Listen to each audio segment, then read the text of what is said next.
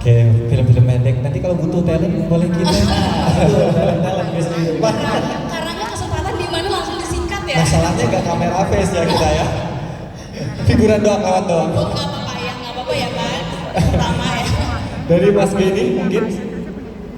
Oke, thank you Mas Rangga, Mbak Dini. Ya, selamat pagi pada para pimpinan BSI. Ini luar biasa, saya sangat apresiasi sekali.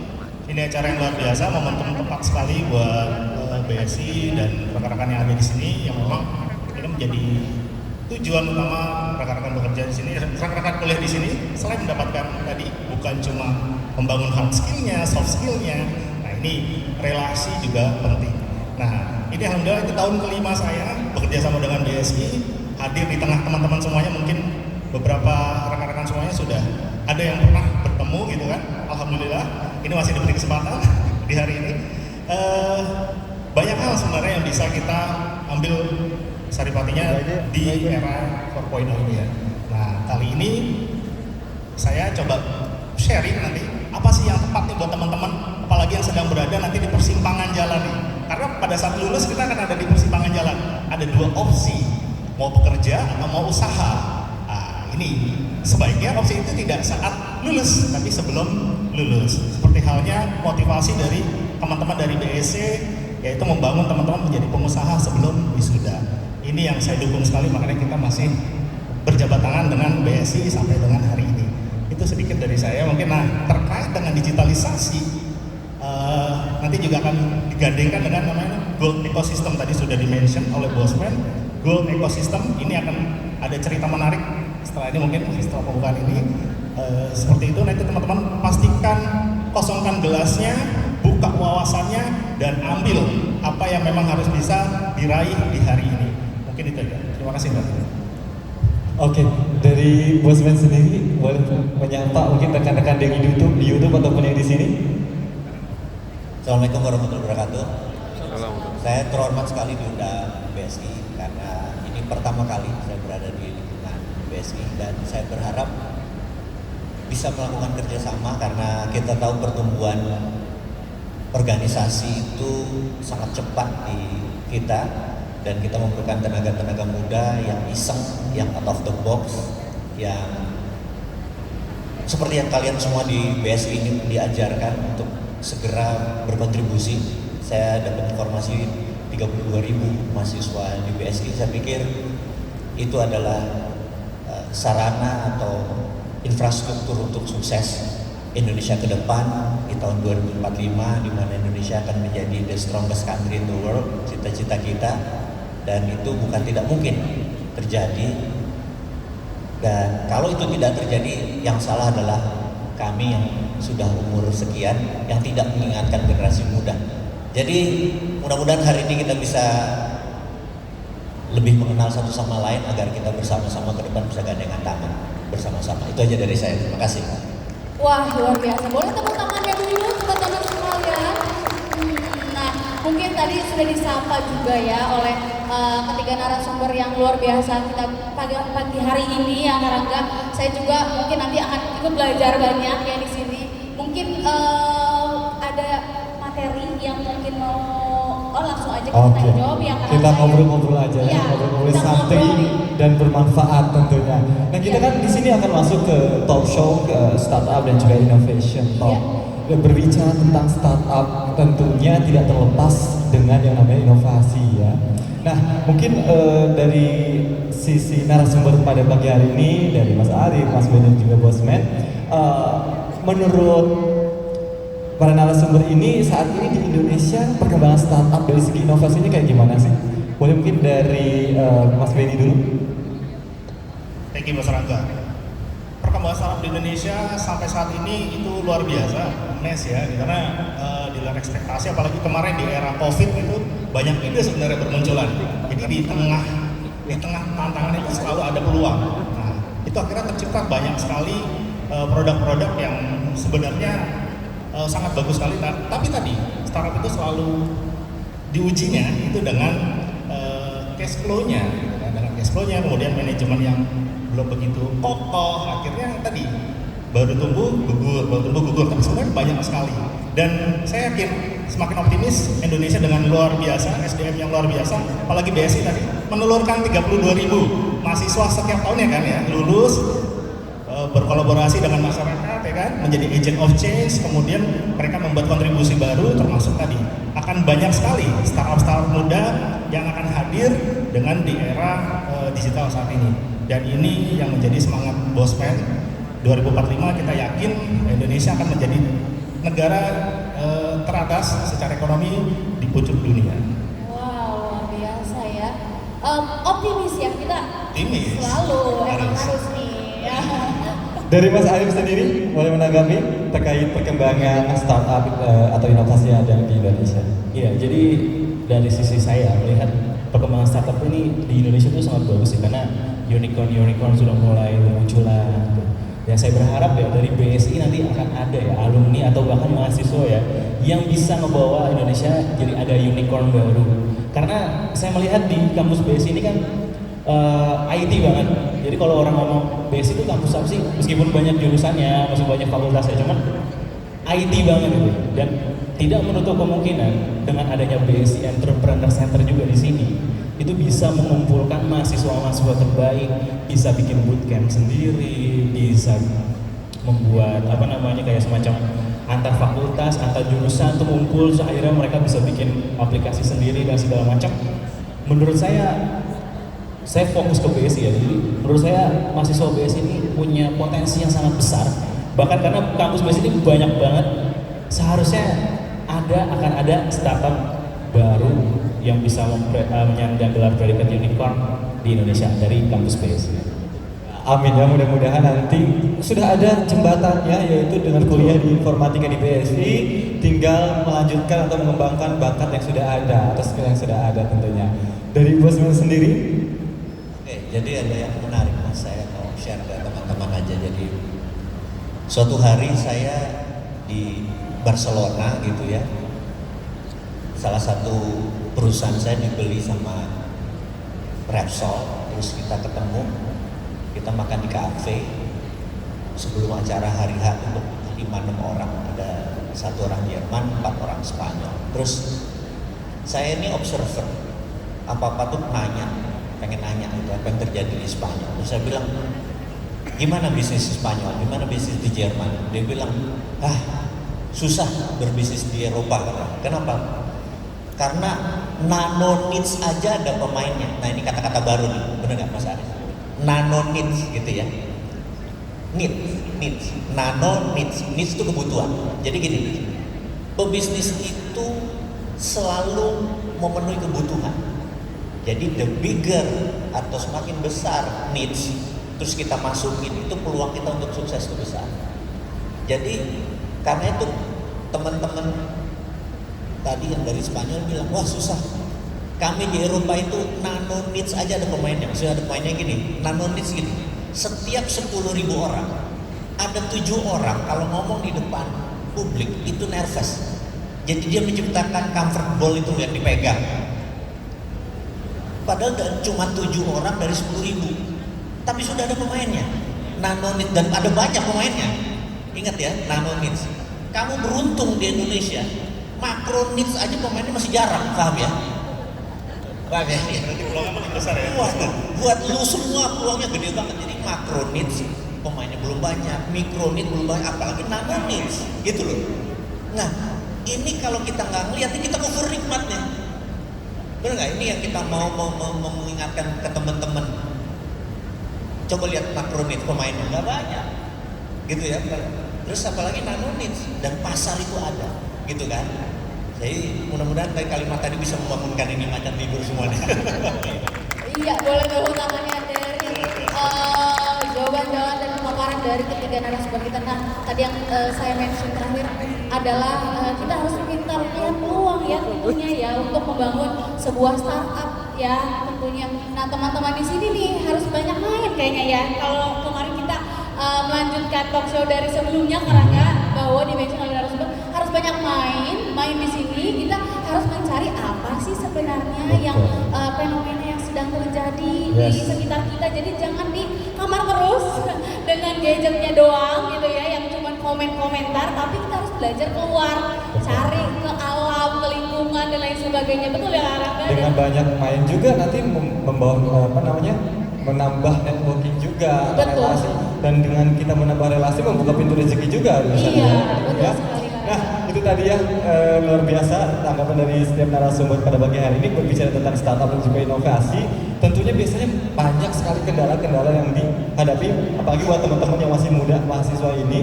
Nah gimana sih biar inovasinya itu tetap sustainable gitu loh, biar bisa bertahan, berkelanjutan terus. Dari Bosman sendiri boleh menanggapi? Jadi pesan saya kepada yang muda-muda, mungkin singkat aja, lakukan sebanyak mungkin kesalahan agar nanti waktu tua nggak ada tempat lagi buat salah. Jadi sekarang udah jangan takut, maju aja udah sikat ya, nggak usah analisa, udah kalau perlu, bener nggak? Bukan pakai teori masuk kan juga, sikat aja sudah, bener nggak? Gitu kan? Ya udah itu aja pesan dari saya. Iya, jangan takut salah pokoknya ya Betul. intinya ya. Yang penting ambil aksi atau take action gitu ya. Iya, betul. Karena memang kalau dalam membangun sebuah bisnis mungkin kegagalan atau jatuh bangun itu nggak bisa dihindari ya. Justru itu dari pengalaman-pengalaman kegagalan itu bisa belajar dari sana, dan tentunya kita nanti akan diharapkan menemukan kunci itu dari formula apa yang pernah terjadi sebelumnya. Betul kan, kadang gini kan Rangga, kalau teman-teman mahasiswa nih di kelas ya, untuk jawab pertanyaan dosen aja takut salah. Itu cuma jawab loh ya kan, atau jadi ketua kelas aja takut katanya. Siapa yang mau jadi ketua kelas? Gak ada yang mau. Saya sendiri aja mundur. Oh parah banget karena harus ya jangan takut salah, karena kan biasanya salah ya. Kalau udah biasa salah, lanjutin. Betul. Gitu Terus ya. kita belajar dari sana. Betul sekali Kak Rangga. Boleh Kak? Dari Mas Arif boleh menanggapi? Iya, basically sebenarnya inovasi itu nggak sustain. Maksudnya justru inovasi itu harus terus-terusan gitu. Jadi satu ide inovasi hari ini mungkin berbeda dengan inovasi di 10 tahun yang ke depan gitu.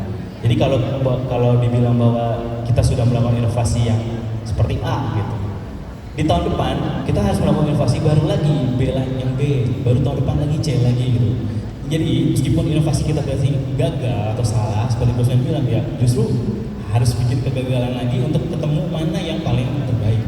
Jadi buat saya yang namanya inovasi, teman-teman harus terus berpikir apa sih yang saat ini dibutuhkan, apa sih permasalahan yang ada di luar. Karena kebanyakan startup di dunia itu berawal dari permasalahan teman-teman. Jadi kalau nggak kita mulai dari permasalahan, kayak misalkan Gojek ada saat ini karena kita dulu mau naik ojek, nggak tahu mau dari sini ke Blok M tuh berapa. Sekarang hanya tinggal dari HP udah ketahuan harganya berapa. Gak perlu mencari-cari tukang ojek di mana, udah tinggal pakai aplikasi. Begitu juga dengan startup yang lain. Bahkan saat ini ada unicorn terbaru namanya e-fishery, startup di bidang perikanan juga. Belum ada di Indonesia yang bikin startup di bidang ikan. Dan itu juga mulai dari banyak trial error dan hasilnya menjadi unicorn terbaru di Indonesia. Jadi inovasi itu harus simultan ya. Jadi harus berganti terus, harus nambah terus. Nah itu tadi ya, jadi emang berbicara tentang inovasi tentunya 3 tahun ke depan, 4 tahun ke depan, setiap tahun pasti akan terus berkembang. Kita pun sebagai pelaku atau memang yang terjun di startup nggak boleh stuck di sana ya Mas ya. Dini bener ya Dini? Kita harus terus berinovasi agar apa yang kita ciptakan itu tetap sustainable atau berkelanjutan dan bermanfaat. Bermanfaat. Ya ampun masih pagi ininya. Oke, Kak Dini, dari Mas Benny. Oke. Terutama buat teman-teman yang masih muda, wah, ini kesempatan yang luar biasa sebenarnya, kesempatan emas ya kan. Nah, teman-teman punya kesempatan emas, nah kami punya kunci emasnya, the golden case-nya. Nah, jadi di sini teman-teman yang masih muda itu peluangnya masih besar sekali. Jangan berpikir bisnis itu harus dimulai dengan cara yang besar, modal yang besar, strategi yang besar. Tidak. Mulailah dari tadi, yang terdekat, termurah, ya kan, dan termudah. Pikirin itu aja dulu. Termudah, terdekat, dan termurah. Apa? Ya, apa saja. Hampir semua masalah itu jadi bisnis. Percaya nggak? Hampir semua masalah bisa jadi bisnis. Kayak kami berpikir sampah itu akan jadi bisnis nantinya. Itu di session lain ya nanti ya.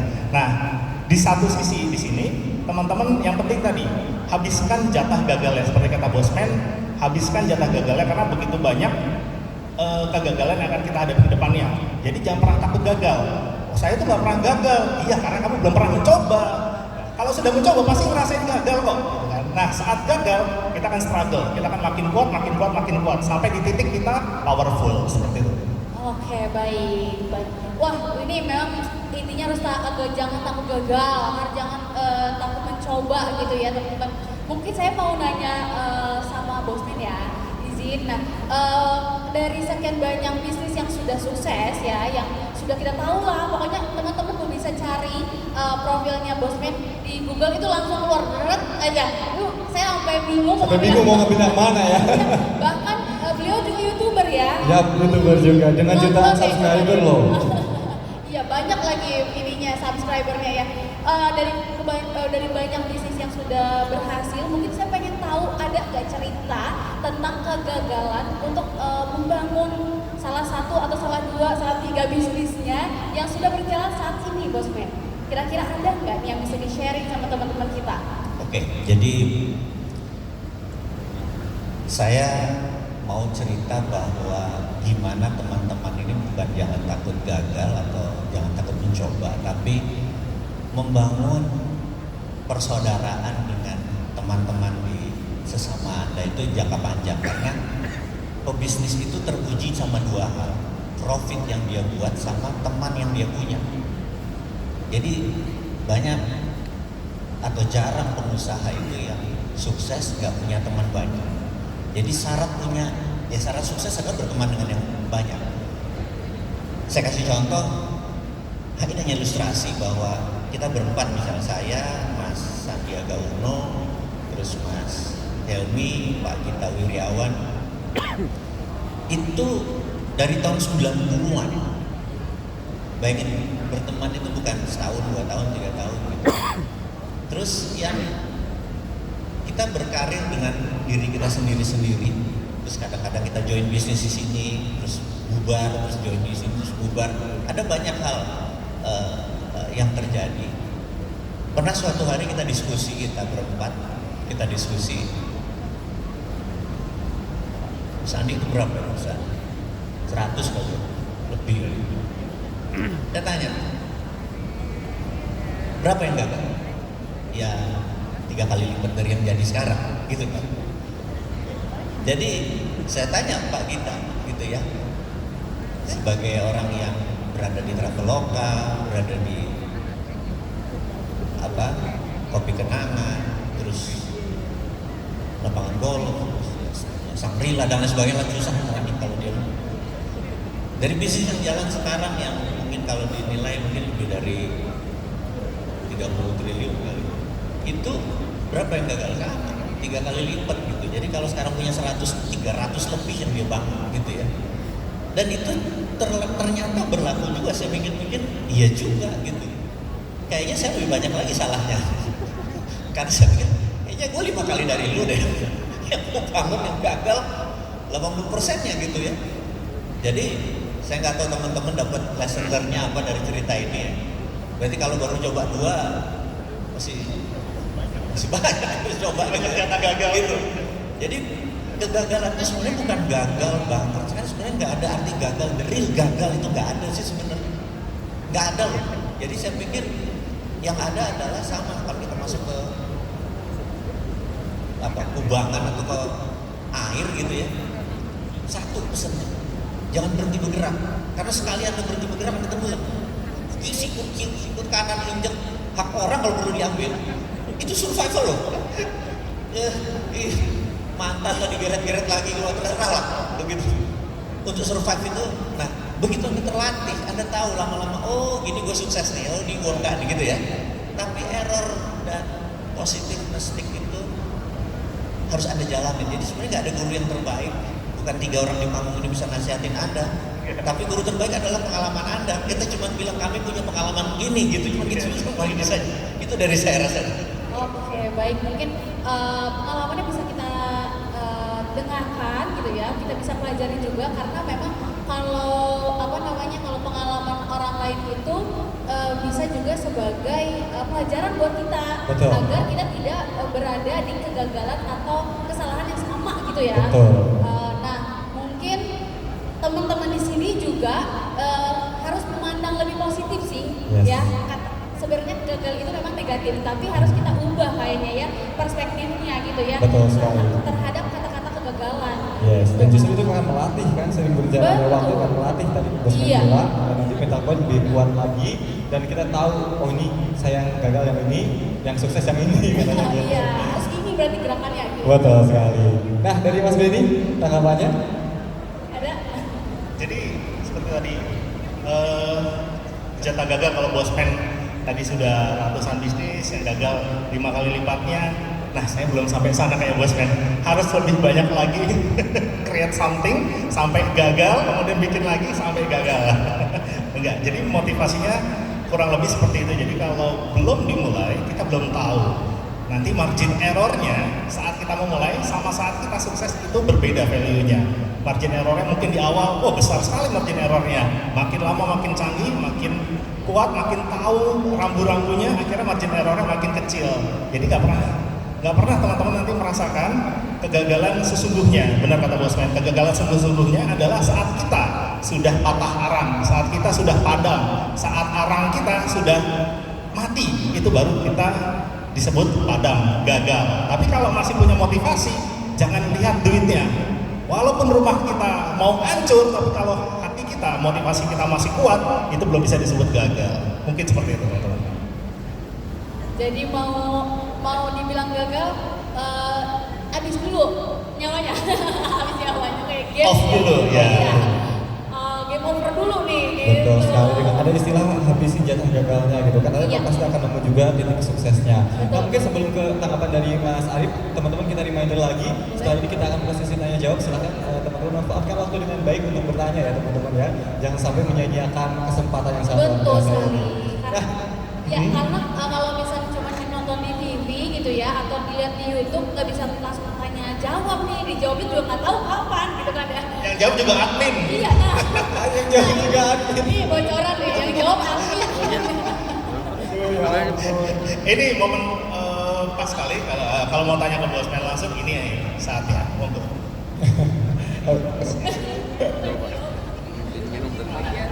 Boleh teman-teman ada yang ingin bertanya? Oke. Mungkin boleh angkat tangannya dan disebutkan namanya ya. Karena Oke, mungkin sedang mempersiapkan, kita dengerin dulu dan tanggapan dari Mas Arif Boleh, terhadap boleh, yang kita barusan diberikan ini. Ya, masalah kegagalan itu memang benar banyak yang kita takuti. Jadi, aduh takut gagal, takut ini, takut itu. Gitu. Yang paling baik itu sebenarnya kita belajar dari pengalaman orang lain. Cara belajar dari pengalaman orang lain adalah kita bisa menonton benar dari video YouTube, bisa membaca buku. Nah, kayak bukunya Bosman kan ada berapa buku yang lagi jadi satu paket tuh. Ada terakhir tuh ada Sadar Kaya dan segala macam. Jadi teman-teman banyak macam ke toko buku, beli buku, belajar pengalaman dari orang-orang sukses. Itu yang saya juga sering lakukan. Dan yang pasti kalau udah baca buku, jangan langsung tutup terus tidur, tapi mulai create apa yang mau kita lakukan saat ini. Apa yang tidak kita nggak usah kita lakukan, apa yang akan kita lakukan, apa mimpi kita, apa visi kita. Guide temennya, ajak temennya. Kita nggak punya modal uang, cari teman yang punya uang. Kita punya modal ide, kita jalanin dan segala macam. Saya yakin meskipun nanti teman-teman ada kesulitan di jalan, pasti akan ada yang bilang hati-hati di jalan. Jadi kalau dari saya pasti bilang, teman-teman ketika melakukan kesalahan, gak usah kecil hati. Justru itu adalah satu step. Berarti kita sudah melewati step kegagalan yang pertama. Masih ada step kedua, ketiga, dan kita belum tahu suksesnya yang di step keberapa. Bisa jadi mas yang ada di sebelah sana step pertama udah sukses, yang di sebelah sini step yang ke-10 baru sukses. Jangan berhenti pas satu tingkat sebelum sukses itu, aduh sayang banget. Jadi kalau misalnya teman-teman mau melakukan, start dari sekarang. Jadi dari sekarang udah mulai bikin visinya gitu ya. Nah itu tadi, jadi kita harus belajar juga yang ini ya, dari pengalaman-pengalaman orang-orang sukses, membaca buku. Kalau udah baca buku jangan ditutup tidur, kita take action untuk menerapkan apa yang telah dibaca gitu kan. Nah tentunya teman-teman barusan kita sudah mendengarkan tanggapan dari beberapa pertanyaan dari kami ya, selaku pembawa acara. Namun kita buka kesempatan biar nggak dari kita mulu yang tanya ya ini ya. bosan kalau kita mulai yang nanya. Dari teman-teman silakan, mungkin ada problem gitu kan dalam membangun sebuah startup atau mungkin ada rencana lain sebagainya. Silakan yang ingin bertanya, boleh langsung menghampiri mikrofon yang berada di sebelah kiri stage.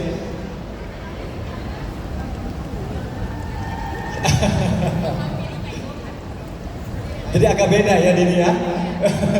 Yang bertanya yang menghampiri mikrofon. Iya. Oke Kak. Halo Kak. Bang kedengeran halo Boleh Kak. lebih dekat lagi dengan mikrofon. Kurang dekat? Oke. Betul. Boleh memperkenalkan diri dari kampus mana dan sampaikan pertanyaannya.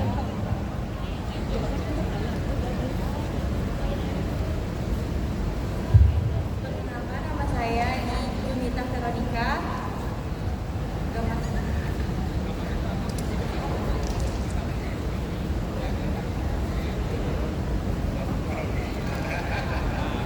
Bukan cadarmu Aisyah. Perkenalkan, nama saya Yunita Veronica. Saya dari kampus Dewi Sartika. Boleh teman-temannya dilingkung. Saya semester 4, saya mau bertanya, kan anak muda saat ini kan udah pada banyak yang mengenal sosial digital. Kira-kira apa sih usaha yang cocok buat anak muda zaman sekarang? Pertanyaannya adalah usaha Apa yang cocok? yang cocok untuk anak-anak muda sekarang. Oke. Kak Julita ya? Juni, Julita. Junita. Julia. Juni. Ya mohon maaf. Ulang tahun pasti ya, bulan Juni kan? Salah, Oh, bulan salah. Mei. Agustus. Februari gak sih? Agustus. Oke, nah itu dari Kak Julia dari Dewi Sartika. Boleh dong tepuk tangan Boleh teman-teman. teman-teman, terima kasih ya Kak Juli. Ada lagi yang mau lagi? tanya? Kita tampung dulu Kita tampung dulu pertanyaannya. Yang biar banyak dulu ya jawabannya, biar sekalian nih. Yes, kita juga harus berani dong untuk bertanya ya hari ini. Betul. Karena memang dengan dunia bisnis atau startup gitu kan dia terlepas dengan yang namanya komunikasi. Kita Betul. harus latih dari sejak dini Iya. komunikasi skill kita. Betul. Oke, Ada silakan lagi? yang ingin bertanya untuk menghampiri mikrofon yang berada di sebelah kiri stage. Ada yang ingin bertanya lagi?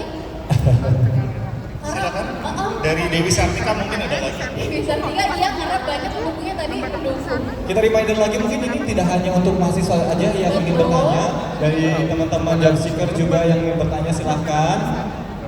Iya boleh karena jangan pedulikan apa namanya peribahasa katanya banyak bertanya Malu bertanya, nyungsep di jalan, salah sesat. Sesat di jalan katanya terus banyak bertanya malu-maluin oh itu salah ya. Betul. Kalau nggak apa banyak aja nanya.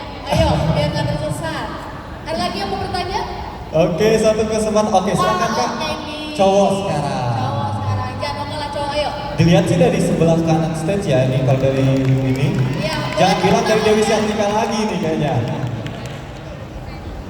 Oke, tadi dapat mention dari Bosman. Jadi kalau mau nanya apa aja itu boleh. Jadi nanya apa saja boleh. Jadi nggak fokus pada digital misalnya. Iya Itu boleh. betul. Silakan. Sangat terbuka nih. Ya silakan. Selamat pagi, perkenalkan saya Faisal Abadi. Kak, ketinggian ya kayaknya boleh juga. Kakaknya ketinggian. Nah, Bukan mic-nya yang kebenek. Perkenalkan, nama saya Faisal Abadi Al-Faqih. Saya dari UBSI Selipi semester 4. Saya dari sini ingin bertanya tentang usaha ya, dalam membuka usaha itu resiko apa atau kesalahan? Oke, Tarik nafas, nggak tarik apa-apa. nafas, tarik Tarik nafas dulu. Taruh nafas dulu. Mic-nya jangan disebut. Nggak apa-apa. Untuk mengurangi resiko kesalahan atau kegagalan itu kita harus menyiapkan apa ya? Terima Oke, kasih. baik. Begini, Pak. Tepuk tangan dong. Tepuk tangan boleh Siti. Terima kasih ya Mas Faisal ya. ini mohon maaf namanya siapa tadi nggak kedengar? Faisal. Faisal. Mas Faisal. Thank you Faisal dari BSI Selipi. BSI Selipi mana suaranya? Selipi, hey. Slipi. Eh. Oke. 2 juta orang. Iya, ada lagi yang mau bertanya boleh? Untuk teman-teman mahasiswa atau job seeker. Sebelum memulai bisnis, ada instrumen yang paling penting bahwa Anda harus bisa menjual atau jualan. Jadi mungkin itu dulu belajarnya. Jadi saya sangat menyarankan teman-teman ini untuk mengerti dunia jualan dulu. Jualan adalah part of business gitu ya. Jualan, karena menjual itu ada dua, menjual benda berwujud dan menjual benda yang tidak berwujud. Yang ini disebut tangible, yang ini disebut intangible gitu ya. Menjual berwujud itu yang menjual kacang, menjual topi, menjual jas, itu menjual benda berwujud. Tapi menjual yang tidak berwujud itu seperti jasa, seperti asuransi, itu kan tidak berwujud. Yang dijual cuma hope, harapan gitu ya. Semakin Anda mahir menjual, bisnis Anda kemungkinan tidak ada kesalahan-kesalahan nanti. Karena kebanyakan nanti problemnya Anda dari jualan. Ingat, semua orang bisa buat produk dan tidak semua orang bisa jualan. Jadi belajar jualan. Nah, belajar jualan kemana? Mungkin bagi saya bisa menyarankan jual properti kali, ikut Era, Century, selling produk orang, bener nggak? Gitu. Atau join MLM juga nggak apa-apa, karena MLM adalah personal selling, sell yourself before you sell your stuff. Jualah dirimu sebelum menjual produkmu, karena trust itu harus dibangun. Nah, hal-hal seperti itu adalah hal fundamental yang wajib Anda miliki. Keterampilan wajib sebelum Anda menjadi pebisnis adalah keterampilan menjual. Semua pebisnis harus bisa jualan dan tidak semua penjual bisa jadi pebisnis. Itu key pointnya. Jadi teman-teman, saya ulangi lagi, mungkin keterampilan menjual ini Anda latih, dan ada banyak lagi tempat untuk Anda melatih berjualan.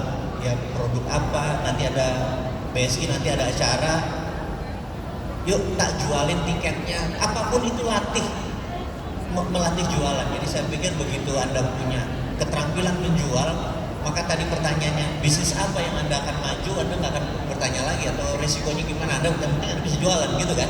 Itu dari saya kira-kira. Luar biasa, memang teknik berjual. Boleh ini dulu tepuk tangannya buat jawabannya juga. Iya, teman-teman harus belajar jualan katanya. Jualan itu ya apa aja. Kalau memang belum bisa menciptakan produk orang dulu yang dijual gitu ya. Atau kita bisa join dulu di perusahaan yang memang posisinya kita bisa ada di posisi berjualan gitu ya. Tidak harus langsung kita terjun membuat sendiri gitu ya. Balik lagi ke belajar dari pengalaman. Betul.